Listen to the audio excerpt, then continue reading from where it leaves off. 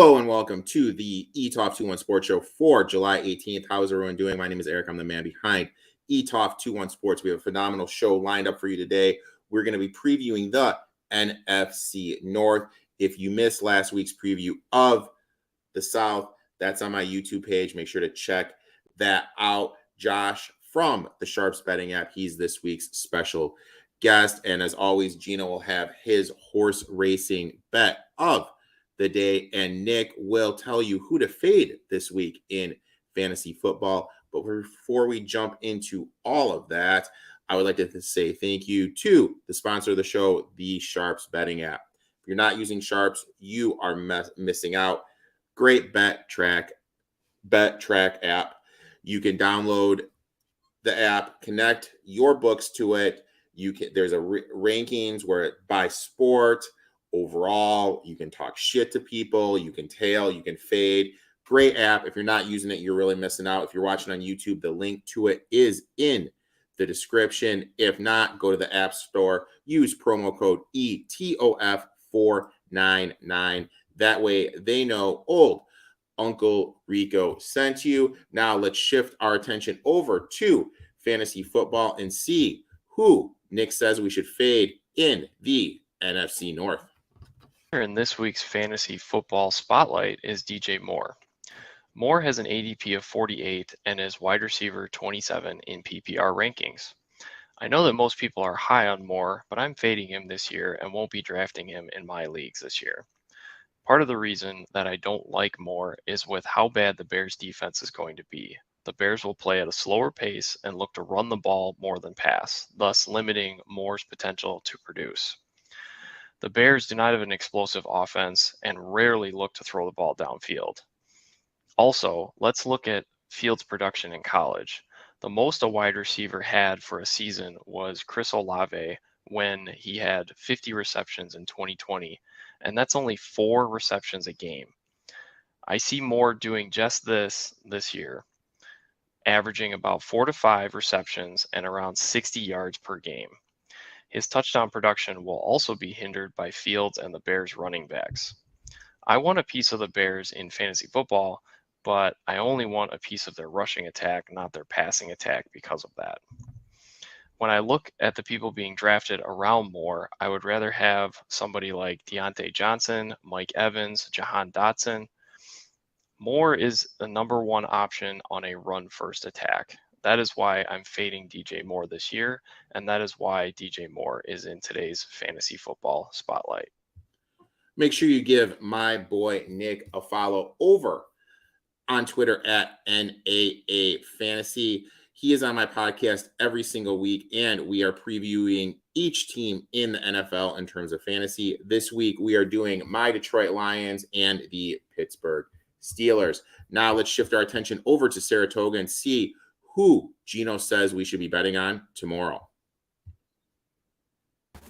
Our best bet this week will come at Saratoga on Wednesday. Let's keep our fingers crossed that they stay on the turf course here. I'm going to head to race number 10, which is the New York Stallion Series. It is a inner turf race for 3-year-old fillies going 1 mile. And I'm going to go to the number 6 in here, Little Lindsay. I thought her last race was very good. She finished second behind Ms. Big Bucks. She actually was on the lead early, but then she took back. She ended up sitting off. It was only her 3rd career start on the turf. She won her first turf start right here at Saratoga. Then in her 2nd start on the turf, she tried Open Company in a graded stakes race. She's been very good against New York breds, and she's just a better horse on the turf. I think it's a great spot for Little Lindsay. She'll be forwardly placed in here. The number 6, Little Lindsay, 5-1 on the morning line, because Erik always asks, which is a great question. My value line for her was 3-1. So anything over 3-1, I think she's playable. I want to get 7-2 or above to make a win wager on Little Lindsay Wednesday at Saratoga in race number 10. Remember to head to drf.com for all of your past performances, anything you need when you're handicapping the races over at Daily Racing Form. Good luck. Make sure you give my boy Gino a follow as well at It's Me, Gino B. Gino and I are on the DRF Sportsbook Show, The Winning Ticket, every single Friday, 6 p.m. Eastern, telling you what MLB bets to lock in for the night and tell you some stuff to lock in for over the weekend. Now let's shift our attention to the NFC North and welcome Josh from the Sharpz betting app to the show. Josh, how you doing today, my man? Great. Thanks for having me again, man. So some big news broke in your world with Sharpz. Why don't you tell everyone the big news that you broke today?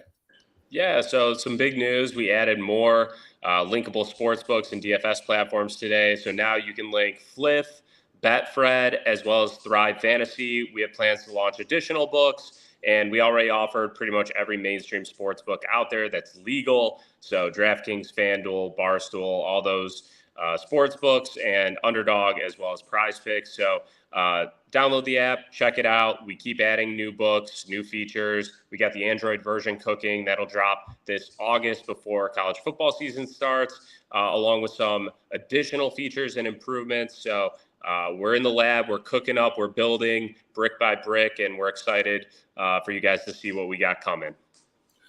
It's a great app. My boy, I hate the Lakers 99, who I love this guy because he always talks shit to Gino because Gino's a huge Lakers fan. He's on the app. He loves it. And he also chimes in, Gino must be going crazy over the Lakers moves. Lakers did make some good moves, but we're not here to talk basketball. We're here to talk some NFL. How this is going to work is we're going to go team by team. I'll read off the odds. Josh will give his 2 cents. I'll give my 2 cents, and then we'll kind of come together and talk about every team.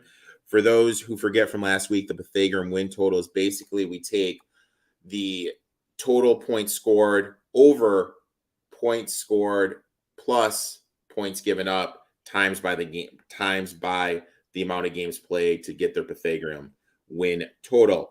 We're going to start with the Vikings. Vikings finished 13-4 last year. The Pythagorean win total was 8.32. That's minus 4.68. That is the biggest difference in the league. Super Bowl odds, they are 35-1. NFC odds plus 1,500. NFC North plus 290. Over under 8.5 to make the playoffs plus 100 for yes. To miss minus 120. These odds are via DraftKings. They're scrolling on the bottom of the screen. Josh, what do you think of the Minnesota Vikings? All right. It's not a bold statement to say that this team is due to regress. I mean, everyone knows they won a bunch of one-score games last year. They got extremely lucky. I think they were the first team in NFL history to win at least 12 games or at least 12 games and have a negative point differential. So they were, to say they were lucky is an understatement. So obviously their offseason doesn't inspire any belief that they're going to be better this year or going to be able to repeat some of the lucky breaks they had last year. Look, they lost some big names. They lost obviously Dalvin Cook, Thielen. They lost to Darius Smith, or they traded him. They lost Irv Smith Jr. even is gone. Like this team is going to be very different from the team that was fielded last year, and in my opinion, not for the better. So you look at the Vikings. I don't see them making any significant noise in the NFL this season. I will say this. I do like their offensive makeup. I'm not a Kirk Cousins hater. I did go to Michigan State, so I got to disclose that.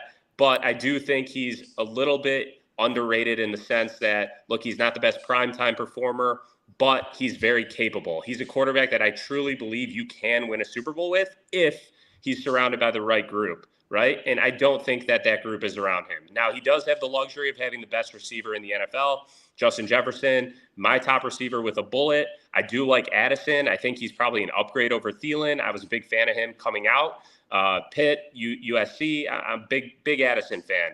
And then I think Madison is capable of being, sort of this bell cow running back, and he's going to have to be because I was looking at their depth chart, and there's really no one behind him. I mean, they got someone named Ty Chandler backing him up, it looks like.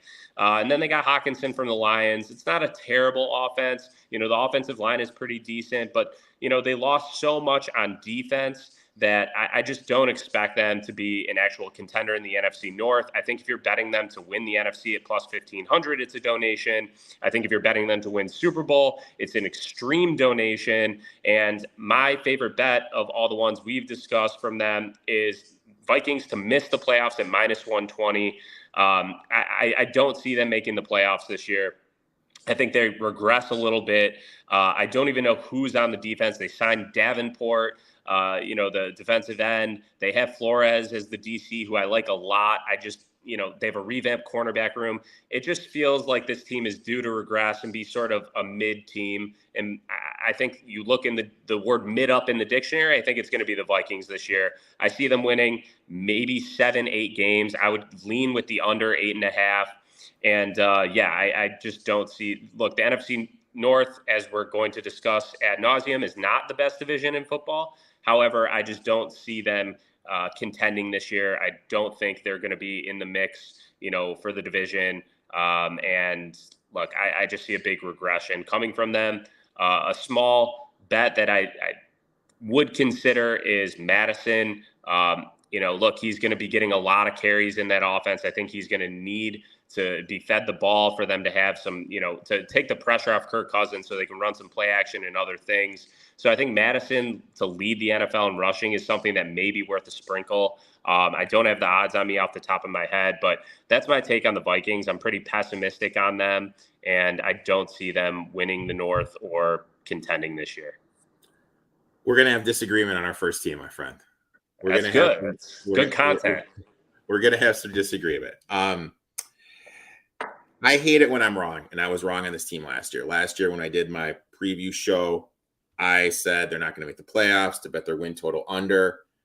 And they went over their total, won the division with, as you said, as a negative point differential.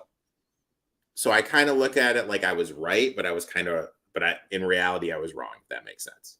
Because they won all these one-store games. Like you mentioned, they're due for some regression. I really feel that if there was a year Kirk Cousins was going to win a Super Bowl, it was going to be last year. With how everything broke. Of course, they lost the Giants in the playoff game. Madison is gone, and it looks like he's going to be taking over the backfield, but Curtis Matkins is their RB coach. And I know everyone is like, who is this guy? This was the guy that brought you Booker from the Broncos, that came up with Philip Lindsay. This guy is showing that he takes these I hate the term no name. You're playing in the goddamn NFL. You're playing sports for a living. But he takes these guys that are kind of under the radar and makes them into something. So I kind of think that either Tyler Chandler or Dwayne McBride from UAB, the rookie they drafted this past year in the draft, I think one of those guys could take over and be that fantasy football darling that you pick up later in the year that leads you to a fantasy football championship. You mentioned Jordan Addison from USC. I think he's going to step in. But I think Hawk's going to be the number 2 because he had 86 targets in 7 games with Minnesota. When looking at the offense, we need to remember this is a short passing game offense, not the explosive down the field type. You mentioned the O-line. I love the left side of the O-line with Darsaw and Cleveland. Ingram really struggled on the right guard. Also, their center, Bradbury, struggled a little bit. So that's the gap in their offensive line that you can attack. Defensive side of the ball, they were bottom 10 in the league in blitz rate.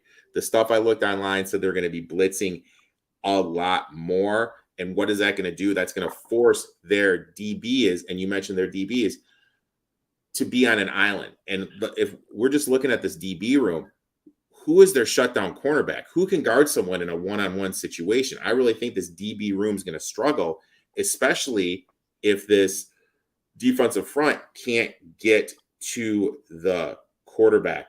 You mentioned the regression. I think this team is due for huge regression. I think their defense is going to be putrid.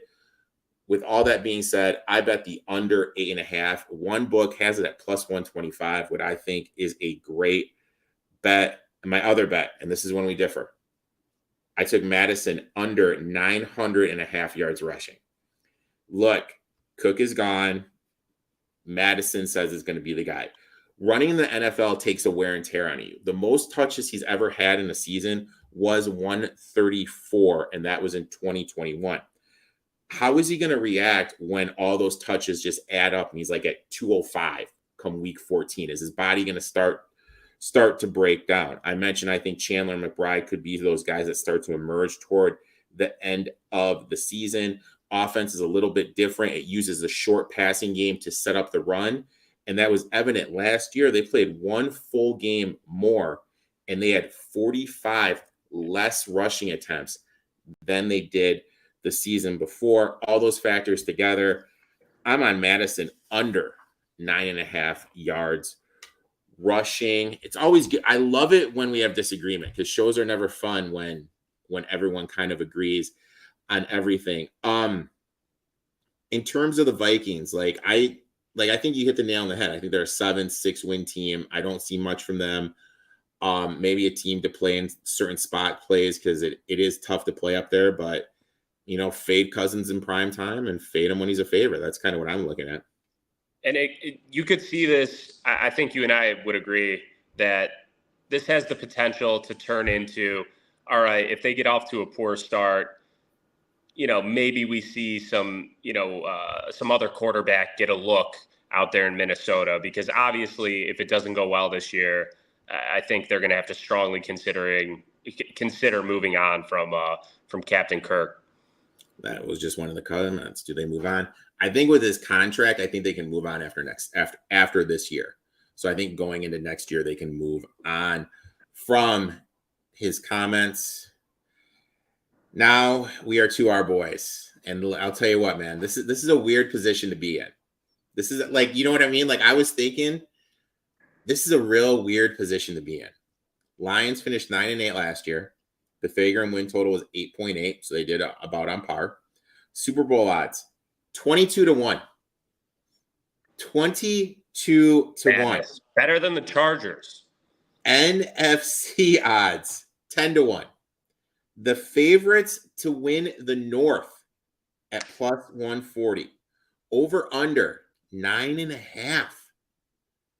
To make the playoffs, minus 165. To miss the playoffs, plus 140. I mean, Dave, are the Lions and Bears contenders? I mean, are the Lions contenders this year? What are you thinking, man? We're in rare territory, but hold on. I gotta throw it up. I got my Lions jersey here, so everyone knows. This is our year, baby. It's going down. This is it. One playoff win since 1957. We make it 2 this year. 2 playoff wins since 1957. No, but for real, the Lions are actually a contender. It feels weird. It feels wrong. It feels scary. It's surreal, to be honest. But the Lions are for real. They are the most serious contender in the North. Clearly, they're getting a lot of respect from Vegas and the public in general, which is also another scary thing with the Lions. I don't love that they're a significant public darling. It doesn't make me feel any better about their chances, but I'm trying to look past that.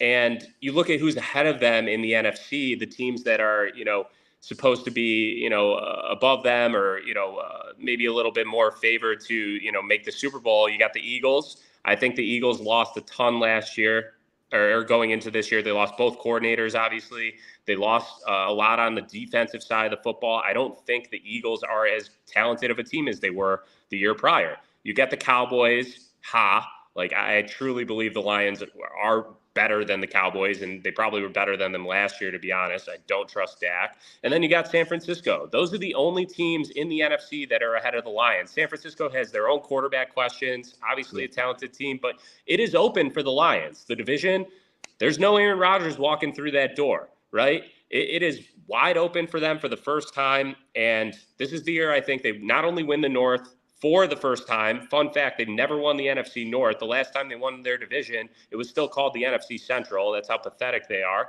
But this is the year they win the division. I love it. I got it at plus 130. I love that bet. I think they win a home playoff game this year, and I'll take it. I won't get greedy. Everything else is gravy after that. But I see that happening, and I truly believe that the Lions are for real. A couple bets I love with the Lions this year. Amon-Ra St. Brown to lead the league in receptions. He was 5th last season in receptions, and he was 7th in targets. So, I mean, look, he missed a game with injury last year, too. Without Jameson Williams, the Lions, proverbial number 2 receiver for the first 6 weeks because of his betting issues. I think Amon-Ra is going to get a ton of catches, and that's what he does, right? Look, this guy, he's a catching machine. The Lions also run kind of a dink and dunk, short passing offense, kind of like how we discussed with the Vikings. And I just see Amon-Ra as a serious contender to lead the league in receptions. I think he's going to catch a ton of balls. There was talk about him wanting to catch it down the field more this year. We'll see about that. I don't know how that fits into, Ben Johnson's offense, but I love that bet. I think I got it at, plus 2,000, something along those lines, but I have to double check on that. And then Goff, dark horse MVP candidate. Obviously, this is a homer bet. I'm drinking the Kool-Aid. Everything would have to break right for this to happen. But plus 4,000 if they win the division and they're tops in the NFC or top 2, and he's putting up significant numbers and doing as well as he did last year, if not a little better, that's a decent value right there. I know it's Jared Goff and it's weird to think about, but look, it's got a shot. So that's how I feel about the Lions. I think it is scary how everyone and their mom is on them. That's something that gives me pause. The Super Bowl odds have moved already. I think they were 2,500. Now I saw them at plus 2,000. You're talking about one of the most snake bit, cursed, most pathetic, arguably inept franchises in professional sports. Like I said, one playoff win since 1957. I don't think people even realize how painful it is to be a Lions fan. There's nothing like it. So it's scary, but look, we got to accept our new normal, our new reality that the Lions are for real. And look, I would take them over to the 9.5. And I also love them to make the playoffs. I think, you want to bet them to make the playoffs in the North. It looks like pretty much the same value there, same odds. But yeah, they're getting in the playoffs. They're taking the North. No one's touching them this year. And, we'll see where it goes from there. What's Brown's ceilings in terms of receptions? 35-1 for receiving yards. What do you think about that? I don't know about the receiving yards just because he's not a deep ball threat, right? The guy, he's all right with the yak. He can make some plays. He's tough to bring down, but he's more of a look. This guy is going to catch 9-10 balls a game, and his yards aren't going to be that significant, I don't believe. So I don't know about receiving yards per se, but I think receptions, just because he's going to be so heavily targeted and he catches a ton of balls, I think that's a good play. And this is kind of morphed into a Brian Wu show. As you know, I think I'm the leading member of the Wu clan, and he's up to 3. I didn't bet they're at 6.5 today. 6.5 at minus 140. So, the market's kind of caught on to his strikeout props. But it was Wu-Tang Financial. Did he get out of that jam? I saw he had 2 on, no out in the first. They're up 3-2 right now. They're up. The Mariners? All right. Yeah, Mariners are 3-2. I took the Mariners, so. I took them first 5 in games, so hopefully they can hold on. Let's go. You mentioned the Lions offense. What they do, it's pretty simple. They lean on the offensive line. When they throw the ball, they use a lot of motion, play action passing, and this is all designed to get the ball to Goff's hands fast. Goff was top 5 in the league in passing yards after the catch. With Goff not throwing the ball down the field and the motion, to back your point, it just makes sense. This is going to be a huge year for St. Brown, and why is the alpha wide receiver.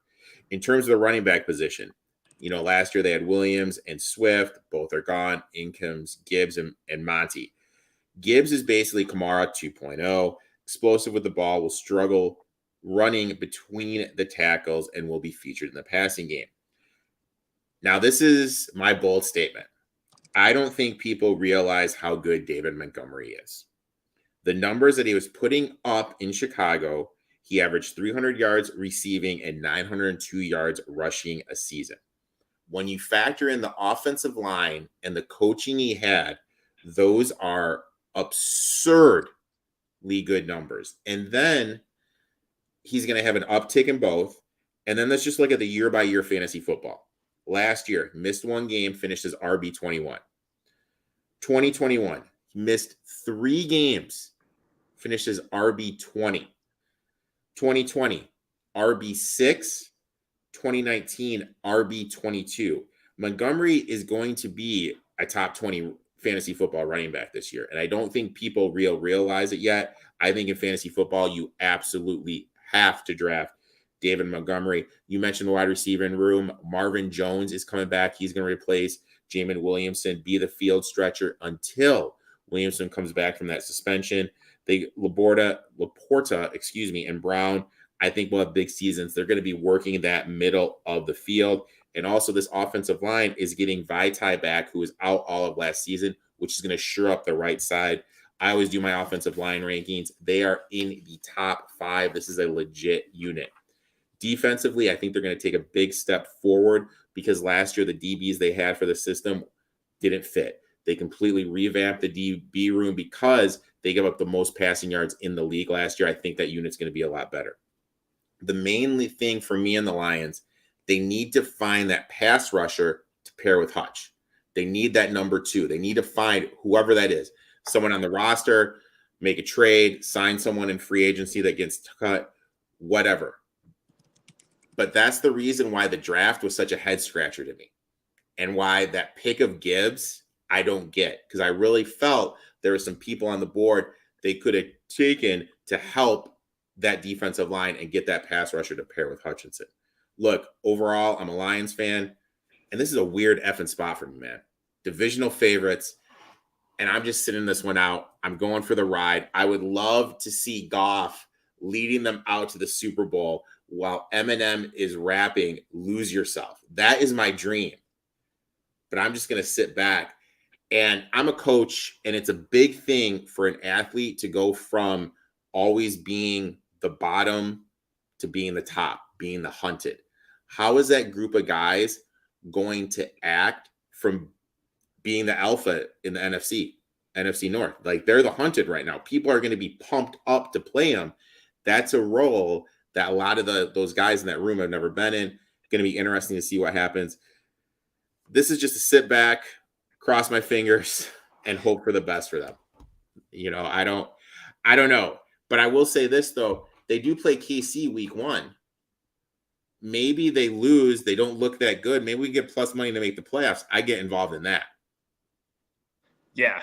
I mean, I would think it would have to be more than a loss to open the season in KC, in Arrowhead, to shift the odds significantly. But if they if they start slow again, there could be an opportunity to jump on them. I mean, you saw last year, they clearly were a second half team, and they start 1-7 and then, turned it on in the second half. But, there's a world where the Lions disappoint this year, that Ben Johnson, who, could have potentially gotten a head coaching job this year, the offensive coordinator for the Lions, for those who don't know, gets figured out and the offense just sputters a little bit, isn't as strong in the passing game as it was last year. I think, Montgomery is an upgrade over, over what they had at running back with Jamal Williams last year. But there's a lot of people who believe it's not, which is surprising to me. I know you touched on how people aren't valuing Montgomery enough. And to me, it's surprising. I was reading Bill Barnwell, the ESPN guy, was saying basically that Montgomery is not necessarily an upgrade over Jamal Williams. And I think if you look at the offensive lines that dude was playing behind in Chicago and still putting up the numbers he put up, I don't know how you could say that. I'm excited to see what he does with a solid offensive line like the Lions have. And I think he's going to help give the Lions a boost, that they honestly didn't have. I mean, Jamal Williams, great running back. You need a yard or 2 yards, he's probably going to get it for you. But I think Montgomery gives them a whole other dimension at running back that Jamal Williams didn't provide. I mean, that sums it up. Matt Nagy is OC and was RB6. I mean, like, Matt Nagy, in my eyes, isn't that good of a coach, and you're RB6. Interesting question here. Jefferson or Case, which one should I take since I have the first pick in my draft? No brainer. I'll let you go first. Well, I mean, I'll let you go first. I think I know who you're going to say. Jefferson all day. It's not even close. Obviously, Chase has the better quarterback, but also he plays with better receivers. And I think there's going to be a little more distribution in the Bengals offense. I think Cousins is going to be pumping it to Jefferson all season. And I think he's going to put up big numbers. Also, Chase, more injury concerns with him versus Jefferson, even though you never know with stuff like that. But so I think it's an easy pick. And game flow. Yeah. Vikings will tend to be down a little bit more in games. Bengals may sit on the ball, run with Mixon more. Now let's shift our attention over to the Green Bay Packers. Finished 8-9 last year. Pythagorean win total 8.36. Super Bowl odds plus 6,500. NFC odds plus 3,000. NFC North plus 400. Over under 7.5. Make the playoffs plus 190. Not make the playoffs minus 225. When in the hell have we seen numbers this low for the Green Bay Packers?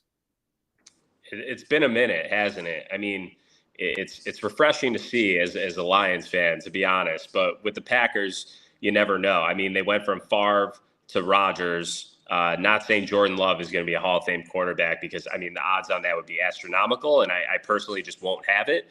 But, it is the Packers. So good things seem to happen to that franchise. So you never know. That would be absolutely absurd if Jordan Love turns out to be this thing. You know what I mean? So this is when I did my research in the Packers, this is what I found. I think this is going to be the first year we actually see what LaFleur's vision of this offense is, because he's from the McVay tree, kind of like O'Connell is with the Vikings. Short passes, use the running game. And Rodgers liked to throw the ball down the field. He wasn't really that big of a fan of the short passing game, the quick hooks, the sideline hooks and everything. He led the league in audibles every year that LaFleur was there, which is absolutely mind-boggling. To me, this offense is built for a young quarterback to succeed, and I think Love will do that. I was actually high on Love when he came out. I had him ranked as my second best quarterback in the class. You have a young quarterback. You have Jones and Dillon in the backfield. I expect the Packers to lean on the running game heavily. Now, this is my bold thing in fantasy this year. I think people should draft both Aaron Jones and A.J. Dillon and start them every week. Just because I think it's going to be a run-heavy team. And what people don't realize about Jones, he has averaged 5 yards a carry in the league for the last 6 seasons, which is absolutely insane. I think he's going to be more of a factor in the little screen game and the dink and dunk game. And then you get Dillon with the goal line carries. I think drafting both of them is a great play. Start both of them, get another running back in the flex. In terms of the wide receivers, I think it's Romeo Doubs and Jalen Reed you want because of the short passing game. They're better route runners. Watson's more that field stretcher, more the home run hitter with them not pressing the ball down the field. I think we're going to see his production drop a lot.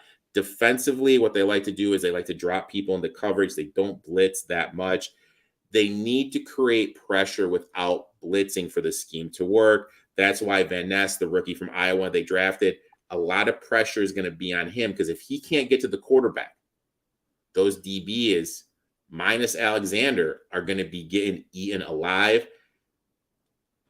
I have no futures in this team. I want Jones and Dillon in fantasy, but other than that, I'm just wiping my hands and I'm sitting back and I'm kind of going to have to see what LaFleur is because I don't think we really know how good of a coach he is, if that makes sense. No, I agree with you on that. I mean, it's tough to evaluate a coach who inherited Aaron Rodgers, who, kind of does his own thing out there when he wants to and is good enough to make anyone look good, so to speak. But no, I mean, it's a tough team to, if you want to use the word handicap because of Jordan Love. This guy hasn't played. He's gotten very lukewarm reviews. I liked him coming out of college, too. I saw him carve out my Michigan State Spartans with my own eyes and thought he looked amazing. But, we've seen college quarterbacks come out of various offenses, they look incredible. And then they hit the NFL and it's not the same thing, obviously. So, I don't think Jordan Love, there's not enough tape on him. We don't know enough about him. I think the Packers, they just seem to be lukewarm on the guy too. You haven't heard a single Packers source or anyone give this guy any hype or anything. It seems like they were so reluctant to even pick up his option. It's like they just had to because they dealt Rodgers, right? And there was just no one else. They did sign not the XFL, the other USFL MVP, the guy from the Memphis Showboats. The USFL better than I do, so I know what you're talking about too.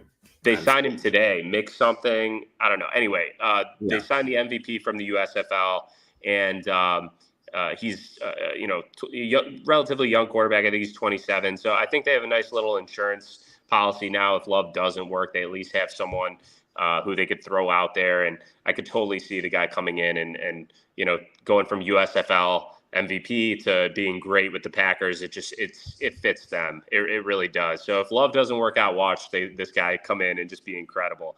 Jalen Reed, shout out. Yeah, I actually love their offense. That's the thing. The Packers have a lot of talent on the defensive side of the ball and on offense. I really, really like, what they have. It's just, you can't, I like you, I'm abstaining from most Packers bets, and, you can't do it. The quarterback position is too important. We don't know what Love is. Not touching, but I would lean the under. I think they're a seven win team if I had to guess right now, just because I don't think he's going to be that good. Yeah, McGo.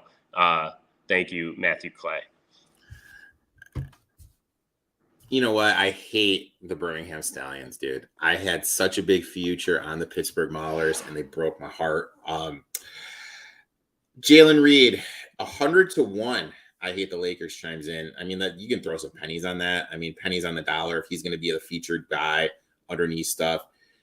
The thing with Rookie of the Year right now, and this is just my 2 cents on it, is Bijan is such a heavy favorite. Anyone has value. And the reality of the situation is Bijan probably will win it just because of how much he's going to get run unless he gets hurt.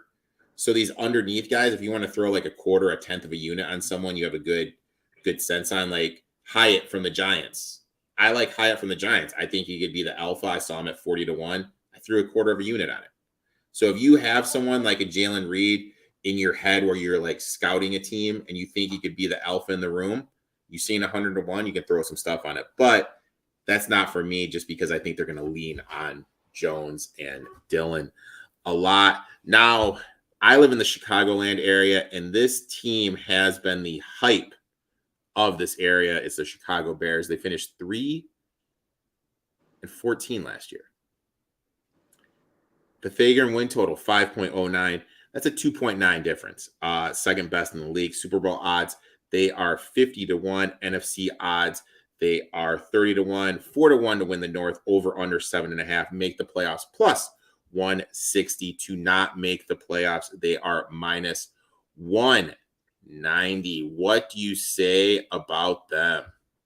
And Dan chimes in real quick. Going to make my annual play of the Bears win total under. It's a good play. I think they're a trendy bet, and I think too many people confuse fantasy football with the NFL. Fantasy football is not the NFL. Fields was a great fantasy football player last year. What did he finish? A top 10 QB? Yes. But if you actually watch him play, the guy cannot throw in the pocket. I have not seen him show that he is able to sit back there and actually make plays in the pocket. Phenomenal when the play breaks down and he's running around. And yeah, they had no receivers to throw to. Their offensive line was bad. But I'm not sure they did enough to not only protect him, but also, they added DJ Moore, and I think they downgraded at running back significantly. They signed the dude from Tennessee and, expect him to be a workhorse. Derrick Henry's backup. I forget his name, but, I just don't think they have a good enough team to really do much this year. I just don't see it. I'm not trying to be a hater. I think the NFC North is pretty weak in general outside of the Lions. So I think the Vikings, Packers, and Bears are all kind of going to just trade blows and battle for that, sort of, I guess, second spot. But I think the Lions clear all three teams. And it's all on Fields. If he's going to be inaccurate and turnover prone again, guess what? They're going to struggle to win 5 games. So, as electric as he is, he needs to show that he can actually play the quarterback position beyond just running around the field. And, we'll see if he can do that. They have the potential. I see it. They could surprise and, be a really, tough team this year. But, I haven't seen it yet, and I'm not a believer. Goes back to the Packers, realistic expectations for Jordan Love? It's tough. I mean, look, he's allegedly got a good offensive-minded coach. He's been in the league a couple of years. He's marinated behind one of the best QBs of all time. He has a talent around him. The expectation should be for him to at least come out there and be, at the very least, capable of managing the game and keeping the Packers in these games and, contending week in, week out. If he can't do that, then I think you're going to see our guy McGo out there sooner rather than later, because I don't think the Packers, obviously beyond this year, they have no commitment to this guy. And just what you've heard, it seems like, he's going to get his shot. And if he, doesn't produce, then I don't think they have much loyalty to this guy. So, the expectation from me is if he can go out there and be a game manager and keep them in games, I think that would be a success for him. You mentioned the hype team. When the odds opened up, they're 100-1. Right now they're 50. Me being a numbers guy, that is half the size of when they first opened. And in my eyes, you just can't bet them now because all the value is gone. They're 50-1 right now. You have a team like the Falcons. I'm really high on the Falcons this year. They have better odds than the Falcons. I don't know. I just don't get it. I think it's a bad bet if you bet them now. Their offense, it's pretty simple. RPO and play action. That's it. And the key to this is the offensive line. I think it's going to be better. They brought in Nate Davis. They drafted Wright, the kid from Tennessee, shores up the right side of the line. Fields is Fields, and the offense is just built to what he can do. Like I said, RPOs and play actions. But as Nick mentioned in the fantasy football spotlight, with how bad this defense is, I think they're going to lean on the run game. But you mentioned it. Who are we targeting in the run game? I'm not a Herbert guy. I don't think he's going to be the alpha guy. They drafted Roscoe Johnson from Texas, who is Bijan Robinson's backup. So you're telling me a backup at Texas is going to be the alpha? That just doesn't make sense to me. I kind of like Deontay Foreman. I think he could be something, but I don't know if his running style fits in what they're trying to do in Chicago. And let's face it, in terms of the passing game, any game, you mentioned Fields throwing the ball, any game where he has more than 20 pass attempts, it's a bad game script for him. They just don't want to be in that type of game. In terms of the defense, they were bad last season. I expect them to be a little bit better, but I still expect them to be in the bottom half of the league. Interesting to see how the pieces mix in for the Bears. Can Dexter become the run stuffer in the middle of the field? Can Gibson get to the quarterback with the additions at linebacker? What are those going to look like? People seem to think that when a player switches teams, they're going to do the same thing. My analogy that I always use is football is like Risk, okay? You're going to play Risk one way, I'm going to play Risk another way. And we have pieces on the field. And that's the way football is. Like, you may be spread it out and run them. I'm okay, spread it out and throw it. We have the same guys. We just call a game differently. And it's kind of like how the coaching staff is that makes everything work. So I don't think these linebackers are going to be like everything that everyone thinks. Based on the Pythagorean win total, second best, I have to bet the over. Generally, the rule of thumb is if there's a 1 differential, they're due for some regression. If it's 2, like this one is, they're due for a ton of regression. With me being low on the Vikings, question mark with the Packers, question mark with the Lions. I saw 7.5. It was -110. I took it at -110. I just did the 7.5 just because I think this could be the AFC South, where everyone has 7, 8, 9 wins. They just kind of beat up on each other. No, I could totally see that. It's very plausible, and Fields is electric enough where he could be the difference if that's the case, and maybe will them to some wins. just by making, backyard football plays. But I don't see it with them. I have a lot of friends in Chicago. I used to live out there, and I had a couple reach out to me saying they put, pretty fat bets on the Bears to win the NFC North and to make the playoffs. And it seems like everyone out there is drinking the Kool-Aid. And I would too. I mean, they haven't had a quarterback that's been exciting in a long time, but, we'll see about them. And Woo losing 5-3. Woo. That's it. Josh, I'd like to thank you for coming on and previewing the NFC North. Why don't you tell everyone where they can find you on social media and anything new, the Sharpz app? You mentioned Thrive and everything. Betfred, anything new coming on with football season right around the corner? Yeah, so the Android version, definitely keep an eye out for that. I know people are anxious for that to drop. So should be late August, before college football season starts. And we'll have some stuff dropping along with the Android version. It's a surprise right now, but there will be more to come. But some amazing features that, are going to continue to cater to the sports betting community and, things that we think people will love. So we got some exciting stuff in the works. Follow us on socials at Sharpz app on Instagram, or at Sharpz.app on Instagram, and at Sharpz app on Twitter. Make sure you download the app from the App Store if you got an iPhone. I love the app. Thanks for tuning in. Reminder to tune in next week. We're going to be shifting our attention over to the AFC. We're going to talk a little AFC East. Until next week, boys and girls.